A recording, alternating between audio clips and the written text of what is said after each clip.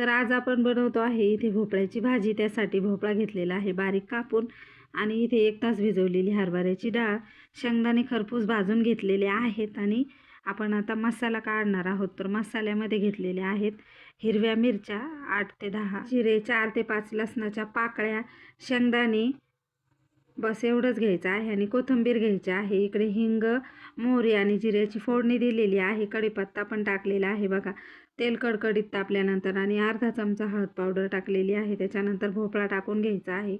भोपळा थोडासा परतवला की त्याच्यात मीठ टाकायचं आहे। तर बघा भोपळा अशा पद्धतीने परतवून घ्या, मीठ टाकून घ्यायचं आहे आणि त्याच्यानंतर आपल्याला हलवत राहायचं आहे जरा वेळ। त्याच्यानंतर ही साल जी आहे ती थोडीशी फुकून घ्यायची आहे आणि त्याच्यानंतर आपण मसाला वाटणार आहोत। मसाल्यामध्ये बघा मी सांगितल्याप्रमाणे सगळं सामान घेऊन दळलं की हरभऱ्याची डाळ पण आपण भिजवलेली टाकलेली आहे आणि हे 5 ते 7 मिनिटं हे परतवलं। त्याच्यानंतर मसाला टाकून घेतलेला आहे आणि गरमागरम भोपळा खाण्यासाठी तयार आहे। तर याचा लॉंग व्हिडिओ जो आहे तो लवकरच पोस्ट होणार आहे। ते बघण्यासाठी तुम्हाला आत्ताच चॅनलला सबस्क्राईब करावं लागणार आहे। भेटणार आहोत याच्या लॉंग व्हिडिओमध्ये। तोपर्यंत बाय बाय।